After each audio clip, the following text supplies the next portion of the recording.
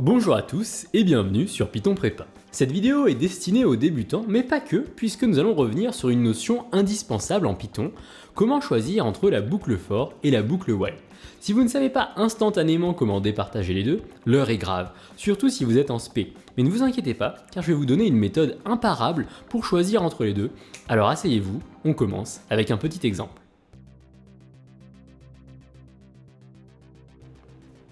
Monsieur For et Monsieur While veulent partir en vacances au ski, et plus précisément au Canada.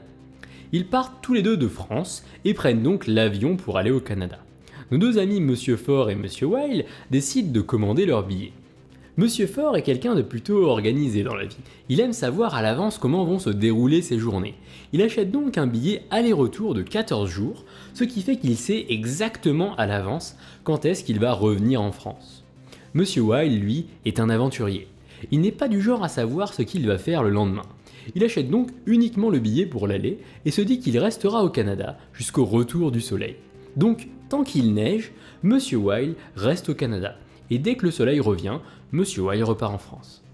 On ne sait donc pas combien de jours il va rester là-bas, et si jamais le soleil ne revenait pas, il pourrait aussi bien ne jamais revenir en France. En Python, cela donnerait ça. Pour Monsieur For i in range 14, skier, et pour Monsieur While not soleil, skier. Petite interruption pour ceux qui veulent vraiment réussir leur épreuve d'informatique au concours, nous proposons un best-of de 5 conseils pour gérer l'informatique, notamment comment gérer son temps avant et pendant l'épreuve, et que faire quand on est à la traîne en informatique. Si cela vous intéresse, le lien est dans la description. Vous l'avez compris, on utilise les boucles for quand on connaît exactement le nombre d'étapes à l'avance. Quand le nombre d'étapes à répéter vaut n, on fait tout simplement for i in range n. Quand on veut parcourir une liste qui a une longueur len de liste, on fait de même for i in range len list. Ou alors d'une autre façon for i in list, qui vont dans les deux cas réaliser len list étape. Dans le cas de Monsieur For, on sait qu'il va passer 14 jours au Canada. Donc on utilise une boucle for de 14 étapes pour exprimer le fait qu'il aille skier 14 fois, une fois par jour. Ici, on connaissait explicitement le nombre d'étapes. Dans certains cas, on ne le connaîtra pas exactement, mais presque. Cela correspond notamment au cas où on a un range avec plusieurs paramètres. Par exemple, si on veut afficher les nombres de 1 à 7 de 2 en 2, on peut faire for i in range 1, 7, 2. Ici, on n'a pas directement le nombre d'étapes, même s'il est calculable facilement, mais dans ce cas particulier, le for est plus adapté. Si on exécute, ce code affiche 1, 3 et 5. On est vraiment à la frontière du while. Le while, quant à lui, est utilisé quand on ne sait pas combien d'étapes il va y avoir. On avance dans l'inconnu, néanmoins, on est guidé par une condition d'arrêt. Et oui, si on ne sait pas combien d'étapes on va faire, on doit savoir sous quelles conditions on va s'arrêter, ou bien jusqu'où aller. Dans le cas de Monsieur While, il ne sait pas quand il va revenir de ses vacances, donc on ne peut pas vraiment utiliser un for. Et on utilise donc un while, la condition d'arrêt étant le retour du soleil. Il skie jusqu'au retour du soleil, donc il skie tant qu'il neige.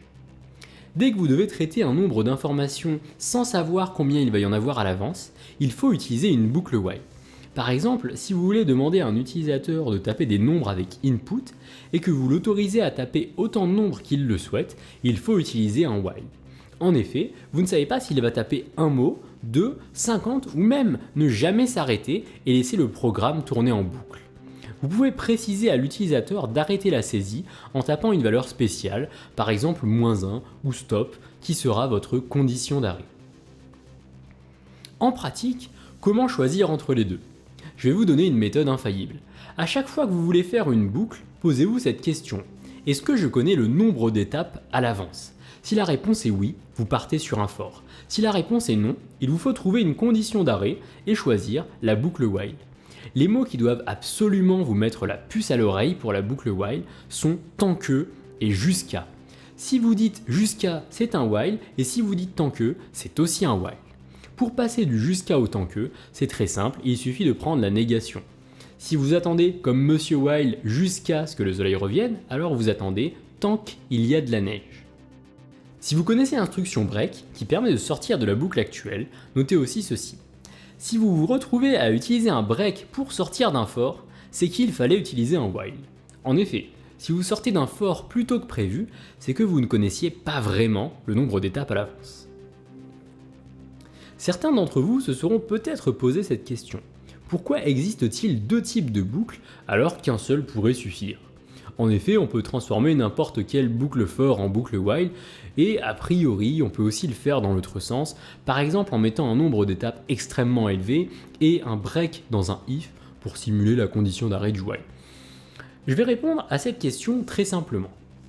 En effet, on peut faire un for avec un while et un while avec un for. Quel est donc l'intérêt d'avoir les deux? C'est la clarté. Quand vous faites un for, on voit directement que vous connaissez le nombre d'étapes à l'avance, et quand vous faites un while, on voit directement que le nombre de répétitions va dépendre d'une condition d'arrêt. Ainsi, votre code est clair, logique et compréhensible pour les autres. C'est pour cette raison que ces deux boucles existent, chacune d'elles a un sens, et ne pas le respecter reviendrait un peu à vouloir éplucher une pomme avec une cuillère. Vous allez peut-être y arriver, mais on va vraiment vous regarder bizarrement. Ce n'est pas fait pour. Il vaut mieux prendre un couteau ou un pelle-pomme pour les intimes. Si la vidéo vous a été utile, n'hésitez pas à la partager à un ami qui pourrait aussi en profiter, ça nous aide vraiment à faire connaître la chaîne. N'oubliez pas de laisser un pouce bleu et de vous abonner, ça nous pousse à sortir de nouvelles vidéos. En cas d'incompréhension, n'hésitez pas non plus à poster un commentaire sous la vidéo. Pour ceux qui souhaiteraient aller plus loin, n'oubliez pas le best-of de 5 conseils pour gérer l'informatique au concours, le lien est dans la description. Merci d'avoir regardé la vidéo et à bientôt.